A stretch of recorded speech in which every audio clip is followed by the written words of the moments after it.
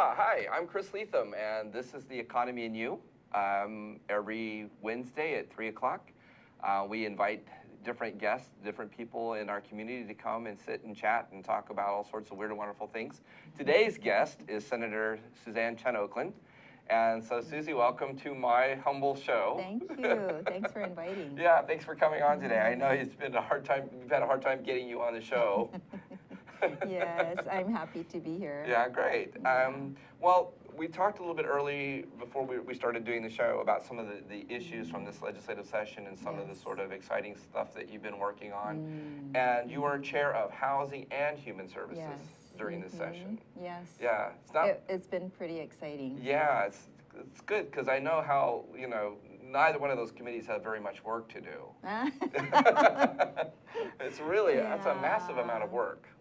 That's a lot of undertaking. I'm amazed that you have the energy with all the years that you've been at the legislature. Don't you ever get just like, No, because I think the community, you know, the way I try to work during the legislative interim, and when we have a lot of stakeholders and community folks working on it with me, it's a lot of fun. Okay. And we do need much of that kind of diverse perspectives to really come up with good legislation. We do, and you're known as the hardest working legislature at the Senate and the House both.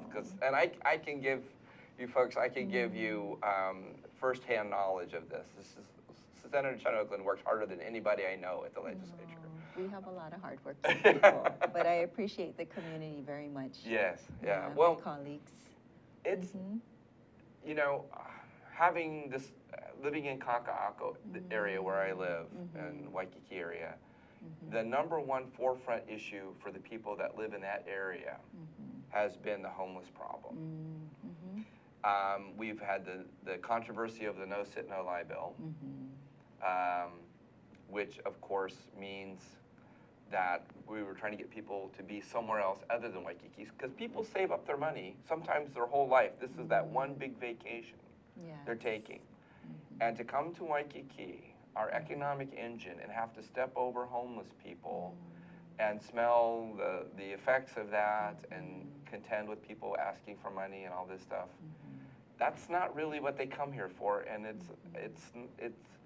it's not necessarily that everybody in Waikiki who's homeless is at fault here, because not everybody's homeless because they just one day decided, I'm not going to pay rent anymore, I'm going to be homeless.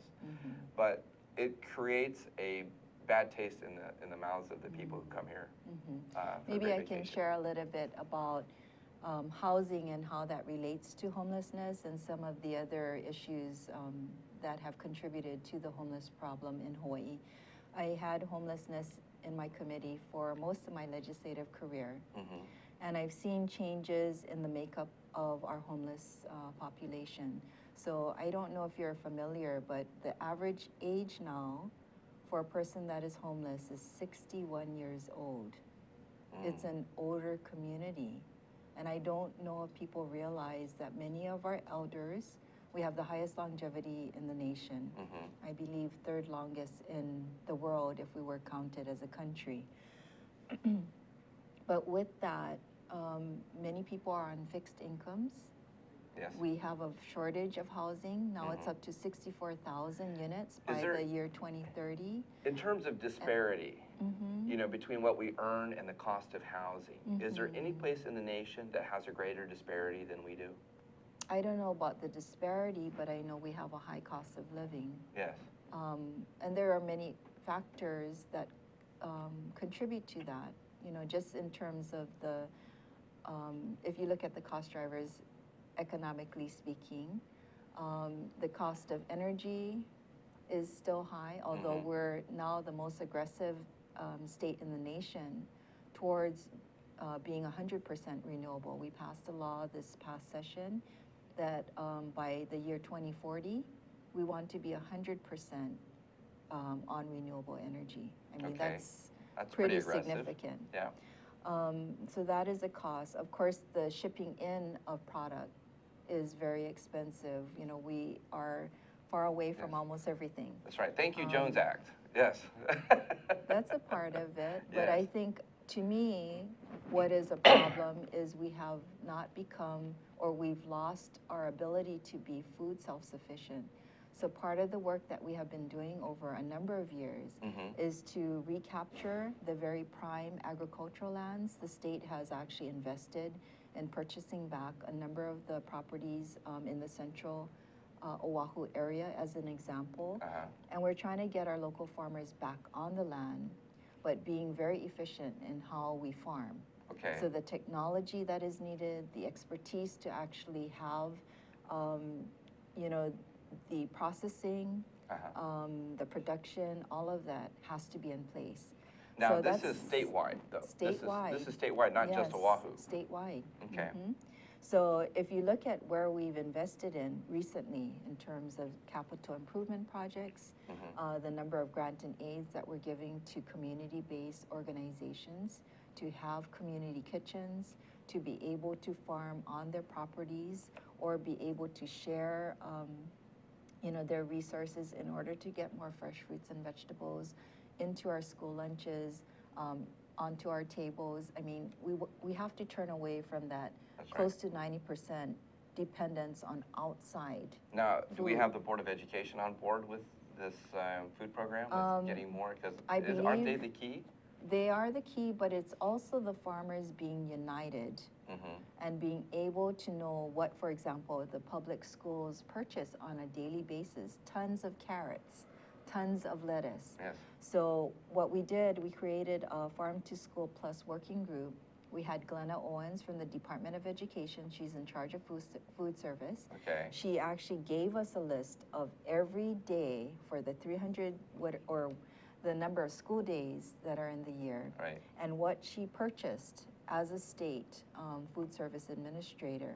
So now it's a question of aligning that. Right, that list is now given to the farmers. They have to coordinate to be able to respond to that kind of RFP. We're also looking at a regional request for proposals so that the farmers can better successfully win those bids. Now, is that also, though, for her to take a look and see what crops the farmers are growing too and adjust from both ends? In other words, like spaghetti squash, and instead of pasta, maybe getting spaghetti squash?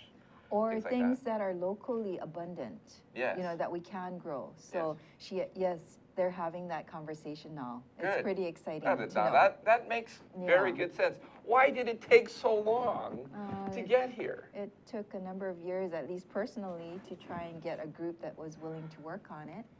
So I'm glad that the Farmers United, the union, Farmers Union, as well as DOE Glenna Owens, as well as the Hawaii Farm Bureau, as well as just advocates, you know, the Kokua Foundation. They've helped a number of local schools be able to start their school gardens. But in addition to that, they have been trying to lobby at the state level so that we have coordinators, not only within the Department of Education, but within the Department of Agriculture, to coordinate this unified effort that is needed. So this year, we were able to get one position within the Department of Agriculture. We still need to get a position for DOE. Get more. But at least the Department of Ag, you know, we funded that position. It's been a long time coming. So I'm excited for the future, truly. So we have county agents now here in Hawaii. What we would refer to back home, where I'm from Kansas, right? Okay. So we have what we call county agents who go out and they have farmers that they communicate with to talk about what crops they should be growing, dealing with seasonality issues. There on the mainland, you don't have that much. The Department of Ag has that. We just need a coordinator to connect the school and what it needs, at least the public schools. It could be private schools, other large institutions, our hospitals, our prison systems, et cetera. That's right. And then be able to, you know, match that demand with what the farmers can grow and should be growing on a basis where they can respond to that large volume. That's right. Now, the interesting thing, of course, there is that what you're doing essentially is you're putting out a forecasting model of what you intend to purchase going forward. And if you're a farmer and you're smart and you got that data, then you know what crops to grow. And you also, you should be able to sort of back into your profits too, because obviously we don't have farmers farming at a loss, because then they won't stay in business. Some are, because they really believe in that things will turn around. I'm glad that some of them are on our task force. Yes. And, you know, it's pretty complex in terms of not only having the land, but having the stability of a long-term lease. Many of the farmers have very short-term lease. That's right, and that's so they problematic. can't invest in anything. Right. So that's a part of the strategy. The state has purchased several thousand acres on Oahu as an example. Because farmers then are considered a concession. If they're using our land, are they considered then to be a concession because they're on state land and that they operate, and that's why they're given such short-term? No, right now they're on private. They're on private lease. land, private leases. Right, and so we're trying very hard as a state to provide long-term leases. We understand that they have to have that in order to invest in the, not only the growing of the crops, but also the processing of it. And we're trying to co-locate things so that it's efficient, that the loss or the farmer's costs are diminished or are lessened through a well-planned out agricultural yes. sector. And it makes it much easier for them to go out and get credit for these things if they're in a long-term lease. Because if you're on a short-term lease, there's no assurance that you're going to be in business. Right. So nobody's willing to lend you money. But if you've got a long-term lease, then a creditor goes, okay, he's going to be there a while. Yes. So I would encourage you to talk to Senator De La Cruz. He represents part of the Wahiawa area and has worked for many years, even at City Council and in the Senate, around at least that central Oahu area. But I know there's really exciting things happening on Maui, on Big Island, and Kauai. So I hope maybe you'll dedicate some time. Well, I actually had a guest on from Oahu Fresh, which is a company that will deliver to your door. Yes. Fresh produce every week. They bring a bag. You don't always know what you're going to get. Well, I'm hoping, one of the other things that was in my committee this year was any housing that was going to be developed along the transit stations. So there's on Oahu 21 stations. Of the 21 stations, 19 of them have state and or county owned land. So we're hoping that we can coordinate the use of this public land not only to build affordable housing of mixed incomes. We desperately need. Right. Yes. But also to have the child care that's needed, to have the kupuna services that are needed to support our families that are intergenerational. Now, did this require zoning changes? No. No. We didn't have to make any zoning changes to do this. Well, what I'm doing is more coordinating the state agencies and the county agencies to the greatest extent we can. Make sure that the agencies that have the land can articulate what they're thinking of doing in terms of development, but also trying to get them to think about, what are the larger needs in our community and how can we very thoughtfully and intelligently integrate all of those needs around the stations. So it's a bit more like developing a very well-planned community. Many communities. Many little along communities. a very good transportation system. Okay, and this is going to go from Kapolei all the way to? West Oahu, University, West Oahu, all the way to Ala Moana at this point. If the community wants a spur then to go to the University of Hawaii at Manoa and possibly to other parts of the Kapolei area, then that's another phase. Okay. But, just having some of that land and knowing that if we are able to not only have affordable housing, childcare, elder services, but commercial and retail space that can actually have our local people sell the local products, the produce, the services. I mean, it's just... And make it available easily. Sky's the limit, yes. And at affordable rents. You want space that people can afford so they can be successful in their business. Yes, and we're going to come back. We're going to go to commercial. We'll come back. We're going to talk about housing. Okay, we'll be right back. I'm Chris Lethem. This is The Economy and You, and stay tuned. Thank you. Aloha. Hi, I'm Jay Fidel. That's Ted Ralston. Ted is the host of Where the Road Leads. It shows every Friday from 4 to 5 p.m. It's about technology. It's about how people collaborating and solve problems with modern technology. It's where the road leads. We all know that. We should all be listening. Join us there, 4 to 5 p.m. every Friday. Now, what about that do you agree with? All of it. I knew he'd say that. Aloha. Say aloha. Aloha. Good. Aloha, my name is Miley Scarpino, and I'm the host of the Empower Hour. If you're interested in health, nutrition, fitness, here on the island of Oahu want to learn more about places to train at or different trainers available, then watch my show on Fridays at 3. We have a great time, and I hope that you'll come join us. Much aloha. Now go get swole. Hi, I'm Chris Lethem. This is The Economy and You, and I'm back with Senator Chun Oakland, and we're going to talk a little bit about housing. Senator, thank you again. We're gonna, but I wanted to sort of now kind of, we've been talking about sort of how we're going to plan these communities and some of the ideas that you're presenting and working toward, which I think are fabulous. Now I want to shift a little bit about the housing issue, because to me, there's different components. There's the problem with the homeless. There's the problem, we've got the poor, working poor. We've got that sort of middle class poor.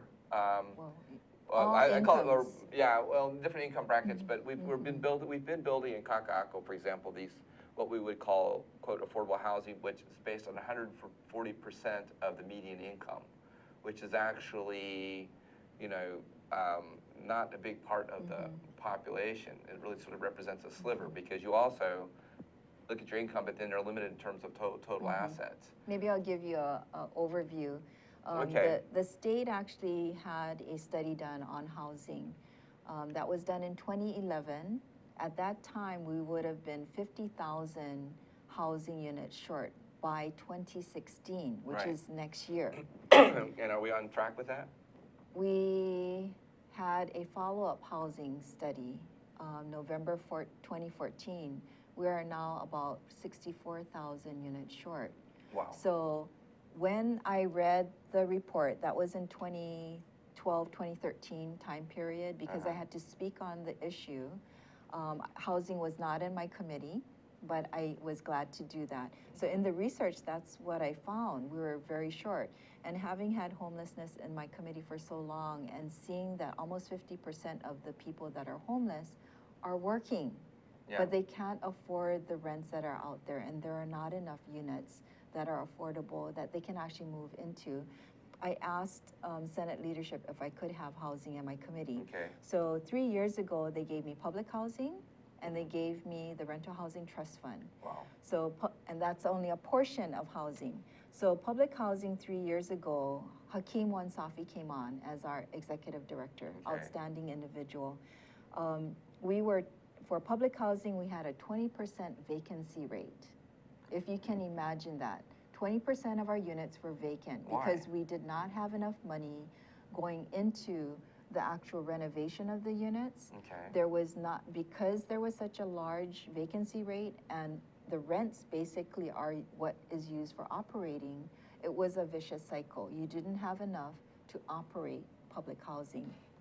So what we authorized Hakeem and the Hawaii Public Housing Authority to do is, one, have a civil service exempt team that had the license for carpentry, electrical work, plumbing, all of those things that were needed to go into a unit, try to turn it around in a 7-day period of time. So you had people with identifiable skills to go in and do the work. They just weren't necessarily civil service people. At the time, because we really wanted to Just get it done. people into those teams to work on it. Okay. On average, before that time, it was an 8-month turnaround time. That's crazy. That's crazy. That's crazy. And so to have, within a 3-year period, from 8 months down to 7 days. Yes.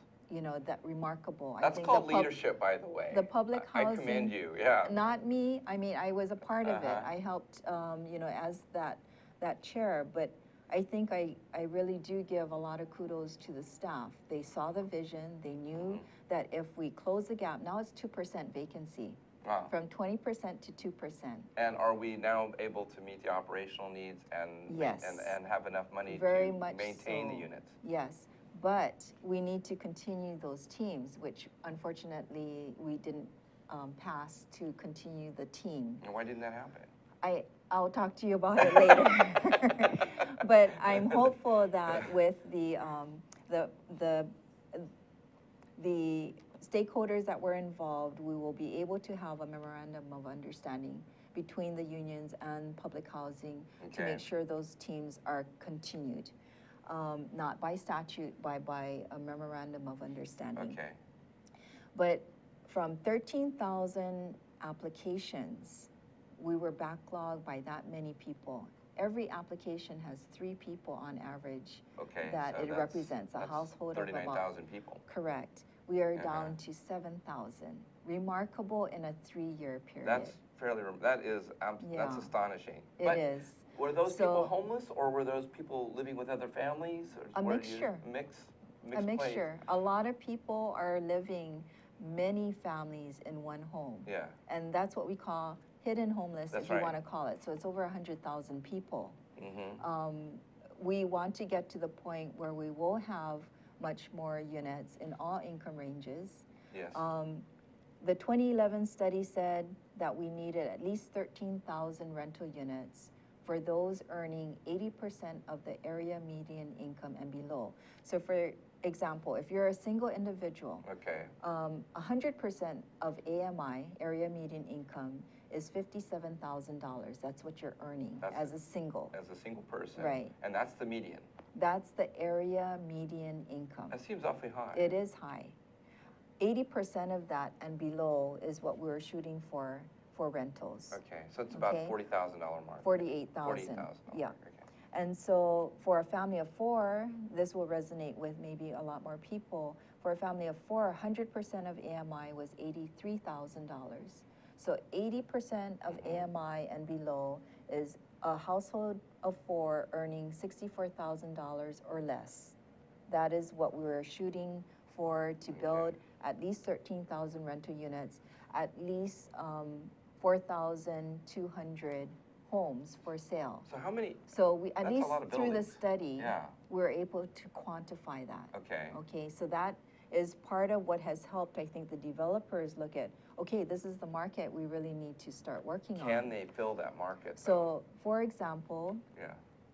the 80 to 140%, which is more of the middle income, middle to high, Okay. middle income families. I think Kakako has built a little bit of that, but if you look at, is it Ho'opili and Koa Ridge? Mhm. If you look at their range for sale housing, that should be addressed in the next few years, that goal. I hope so. But for the 80% of AMI and below, it was critical that we start to fund our rental housing trust fund much more. And are we doing that? We are. This year, instead of $14 million, which Okay. is a drop in the bucket, Yes. you can't buy many units with No. that. We were Okay, able to this is secure ThinkTech Hawaii. $40 million in general obligation bonds, and that is for Okay. this coming fiscal year. Plus, we have what is called the Bureau of Conveyance tax. Anytime there is a conveyance of property, Right. there's a tax associated with that. Okay. So we have up to $38 million more, so a total of $78 million this year, this coming fiscal Now year. that actually puts a dent in the problem. It does. That puts a dent in the problem. And the tax credits that are needed. The developer said those are key So why for them can, to build more affordable units. can I ask a question then? Why general obligation bonds and not revenue bonds? Because clearly, if you have rental income, if you have rental properties Mhm, and you build them, people pay rent, mhm. wouldn't you use a revenue bond in that situation? You'll have to ask the developers. Okay, If 'cause- you're truly uh-huh. wanting to start building more of the 30% of AMI, yeah, that's, Because you have with- to have a lot more subsidy. Okay, yeah, because my So- thought was with general obligation bonds, basically, we're on the hook as a state, and then we're limited in Correct. terms of how much debt we can hold under GO bonds.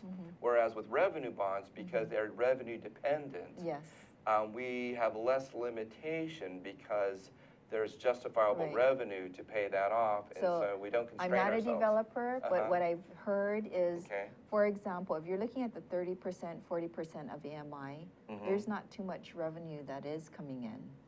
I mean, the rents are very low. Very low. Very low. So not you enough to need to offset. have, Okay. right, so the other thing that we passed 3 years ago is it permitted public housing to start redeveloping their properties so we could have mixed income. Not only very low income, but moderate and even maybe high.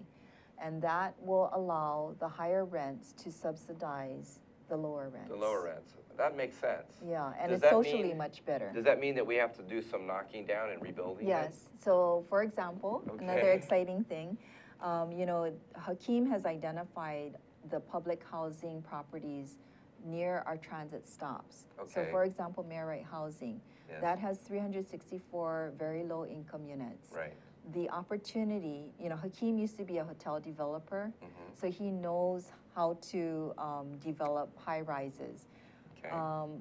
He sees the opportunity in a phased-in approach for mixed income housing to be built on that property, much more than 364 units. Really? Wow. Yes. Okay. He's looking at more in the 1,000 or so range of Okay, units. okay. And because it's so close to the transit, you know, people can actually travel to their work either by foot, Okay. walking, or by rail, Or bicycle. or by bicycle. Yeah. We just funded Bike Share, Yeah, which great. will allow, you know, people to share bicycles that are going to be on our sidewalks. People can actually pay for it. And just grab the bike and go. Yeah. Yes. And then park it at the Yes. Bike Share That doesn't somewhere mean you get else. to keep it. No. You have to give it back. Yeah, right. But I mean, a lot of neat things are happening, Yes. so I'm pretty excited. I think that's Yeah. very good. That's very Mhm. good. Now, let's talk about the homeless problem. Because Okay. I'm in Waikiki and Kaka'ako. I'm going to give you another overview. Okay. If we you got, would. we got 4 minutes till the next Okay, commercial. so if people can think about, Okay. I mentioned that the average age is 61 years old. Okay. We are seeing now that 1 out of every 5 homeless people are veterans. Yes? You know, there's about 4,000 veterans coming back to Hawaii. We need to be able to help them as well, That's right. but it's growing, that population. We have families with children. In particular, the United States had an obligation to our Compact of Free Association migrants. Mhm. You know, we had, I think America had tested over those countries. Right. And so there was a promise that they could go to any state in the union. And they picked us. Lucky us. Hawaii is a wonderful place to live, and it's very much, I think they love the people here and, you know, the Yeah. climate and everything. But we need more help But it's from an our unfunded liability. We It's need more unfunded. help Yes. from Congress. Yes. Because right now, I believe we're getting like $12 million. Hospital costs alone is about $100 million. So are we So- on the phone with Mark Takai? We have been Yes. communicating with Congress, but we only have 4 votes. So if Mhm. most of the other states don't even know what COFA migrants are or why we have an obligation to them, it's Okay. very hard to move that. But that's your Yes. job. When you get elected, that's your job. Right. Right, So so- we have Yes, done yes. as much as we can. It would Okay. be lovely if all the Hawaii people in all of our 50 states Mhm. talk to their congressmen or congresswomen and say, please help Hawaii, Yes. who has been of service to the entire nation. I think they need, we can't control where, you know, migrants go. The other thing is we have a lot of folks, well, from the mainland, Mhm. I hate to say that, but from other places. Some of them legitimately wanted to work here, and then the job opportunity fell out. Yeah. I'm hearing a lot of that is happening in the Waikiki Oh, area. I've experienced that, you know, where you're promised a position and yeah. then you show up the day you're supposed to start work Right. and nobody's there to greet you So or that's onboard been very difficult. Yes. But the largest percentage is our local families. And we have it's working yes. people, Chris. It is working it's people, but- people that are earning a living. We also and got, they can't find it. That's why housing is what I'm focusing on but to address a lot of that concern. 40% of our homeless folks, they only need a few more dollars to afford the rent. to be able to get in. Yeah. But I want to talk about the people that we have a lot of people that either have substance abuse issues. That Or is they about have- 15%. Yeah, and Yes. unfortunately, this 15% is Mental the 15, health yes, issues, yes. substance abuse, and they are the most visible. They're visible, yes, yes. So we do need to make sure that there are mental health services not Uh-huh. only available, but the peers or people that really can develop the trust Yes. that folks need in order to get and seek help. Yes, but For those that are yes. drinking and doing drugs, that definitely, I think there is an enforcement issue that needs to occur. there is. But I think also the options for long-term residential treatment is still of an issue. Yeah, we're gonna go to commercial. Okay. Unfortunately, we sort of get commercials in the middle Sure. of conversation. So. No, that's fine. Okay, I'm Chris Thank Lethem. you. This is The Economy and You. Stay tuned. We'll be right back. Aloha. And it's Wednesday. Every Wednesday is Energy Wednesday here in Hawaii, the state of clean energy. 4 to 5 p.m. every Wednesday. Come and listen to us. And just to show you what I mean, I'm going to ask Sharon to tell us more. Come and see us every Wednesday, as Jay said. And we have people like Jim Albers from HECO here and co-host Ray Starling here every Wednesday. We not only go on Olelo and OC16, but also stream live. So please come visit us, hear about the latest in clean energy. Okay, Jim, you've been here. You got any comment on all this? As important as energy is in all of our lives today, this is a great forum and a great format to vet those issues. So I encourage everybody to listen in and participate. Okay, Ray, what do you think for a close? Well, I think this is the greatest show in the energy world here in Hawaii. You can come here every week, 1 hour, and catch the latest on what's happening and hear from the people who really know what's going on, like Jim Alberts. We appreciate your coming today. Thank you. Ray Starling, Sharon Moriwaki, Jim Alberts, and Jay Fidel here in Hawaii, the state of clean energy. 4 to 5 Aloha. p.m. Wednesday. Hi, I'm Chris Lethem, and this is The Economy and You. Today's guest is Senator Suzanne Chun Oakland. Senator has been the chair of Housing and Human Services, and any other committees that you're chair or vice chair of? More workforce, task forces and working groups, caucuses. Okay. Yeah. So we were talking during the break about the homeless problem. But why don't you go ahead and share some of your thoughts where we're at with that, because it's just such a pervasive issue, and it doesn't seem like it's getting better in Waikiki and Kaka'ako. Tents are everywhere. Part of the challenge, and I'm glad that there are landlords that are stepping up, is being able to place people in permanent housing. Because we have such a shortage, I think the landlords can actually pick and choose who they want to rent to. Well, wouldn't you? And- I mean, you always operate in your own best interest. I mean, generally. If you're a business owner and you're a fiduciary to that do. business. But oftentimes, I think there's a stigma, especially associated with Section 8 recipients. And what I hear from people that are very conscientious, hardworking people that have Section 8 vouchers is you tell a landlord that they have a Section 8 voucher and it's, no, thank you. Why, though? I think there have been experiences where there were irresponsible people. But to associate it with Section 8 vouchers, I know many people that are very hardworking and would be, not only does Section 8 assure that you have the rent in place, because it's paid for fully, Right. not at a reduced price, The full at price. the full price of your rent. Okay. But we have other kinds of services where people, nonprofit organizations actually will take care of any kind of difficulty that the landlord has. So we have that in place. We just need landlords that are willing to participate. There is the ability for nonprofits to make sure that the tenants are paying their rent. If there's any kind of problems with communicating, they are going to be that bridge. Now, is maybe one of the issues with Section 8 housing is sometimes there's a language barrier because these people are often from other places.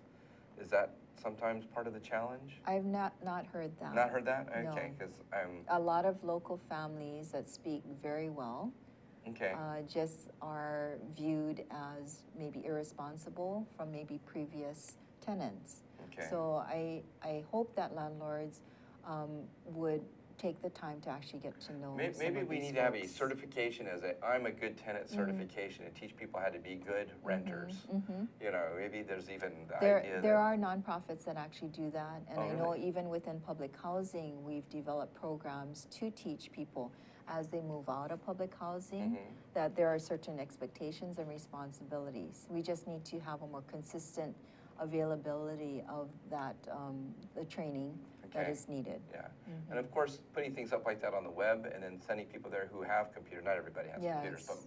but it seems to me one of the interesting phenomena is people don't necessarily have internet, but they all have smartphones. Yes, you know? and that is, and what's neat about it, McKinley High School, some students worked with Aloha United Way and Catholic Charities. Yeah. So they had a pretty significant landlord meeting. They hosted a meeting with interested landlords and talked about the program that we have in place that nonprofit like Catholic Charities will do. They will actually help the landlord secure the tenant and help the tenant be good tenants. Yeah, good tenants. Yeah. And, So yes. I would encourage more people to get involved in that program. Well, I want to talk about another issue I know that's dear and near to your heart, and that's keiki, kids. I know you are very compassionate when it comes to kids. Kids are important to me as well. And I think kids, I truly believe in my heart of hearts that kids do best when both parents are engaged as parents and working together to, you know, in a collaborative environment, even if they're divorced. Not to exploit that as an opportunity for lawyers to engage in a lot of litigation and make money for themselves, but we need to be putting forth an agenda that supports and respects the role of parents and their role in their children's lives. Right. Because that's where kids really benefit, is from effective parenting. Right. Not playing pick a winner, having both parents work to be better parents, and I think that's where we get you know, more bang for our buck. And you've been engaged in early preschool childhood, because I think one of the things that I've seen in a study is that young boys particularly, if not by the age of 7, if they aren't unable to articulate themselves effectively, that there is a real measure of fallout for them as they move into high school. They drop out. Yeah. They don't get back, and they're unable to contribute effectively to society. So pre-education is huge. Yes. Developing a vocabulary is huge. Yes. Developing good social skills are and just incredibly important, especially and for Hawaii. actually, also critical is just the trusting relationships that they have with adults. That is critical. Yes. That is, I mean, and that's in the formative years from birth until 3, you know, with most of your brain being developed within that time period. All of those life experiences is very important for your whole future. Yes. So the early childhood education and care effort to have universal options for parents to care for their children, whether it's in a home, whether it's in the parks with other parents, whether it's in center-based care. Hawaii has tried very hard to provide those different options.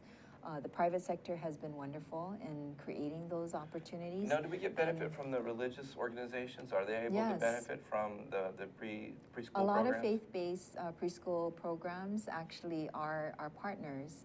So I think primarily it gives, you know, our system of early childhood currently is within the Department of Human Services. We have something called Open Doors. We funded it this year, $6 million. It's a sliding fee schedule, so parents, depending on their income, you know, part of it could be paid by their salaries, but also a part of it can be paid through the Open Doors program. So it's a subsidy program. It is. Depending upon the parent's need for Ability that subsidy, to or pay. ability to pay. Right. Okay. And so, that has helped literally thousands of children. Yes. Over the years. That's something we created back in, I believe it was 1989, and it has been funded every year since. This year, we didn't have it in the budget. Really? Because I think there, in the previous administration, there was hope that there would be universal preschool.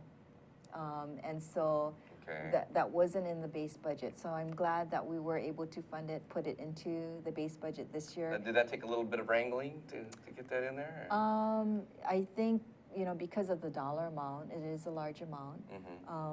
But we were fortunate that there has been great support at the legislative level as well as the executive level. I just hope that going forward, we will be able to support Open Doors. Of course, Child Care Connection, which is federally funded program, also will allow, especially families in poverty, to be able to have that option of child care. Well, Child's care, you know, I truly believe it is the function of parents to educate their children. I mean, They're are the first primary, teachers. they're their first teachers, they're the Yeah. primary stakeholders. Because if your kid doesn't do well in school and they're moving back home, they're Yeah. moving in with you. Well, I like that actually, but You know, yes. humans are the only species that allows our children to move back. Ah. You know.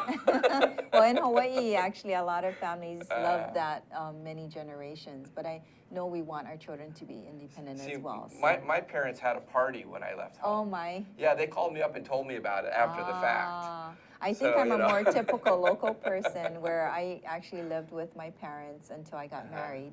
So my husband always teases me that, you know, I went from my family straight into marriage, Yeah. and I just moved right next door to my So great you grandma's never, home. yeah, that's not fair. You didn't get the Yeah. chance to sort of sow your oats and live I guess so, by but yourself. I love that I'm so close to my parents because I'm able to.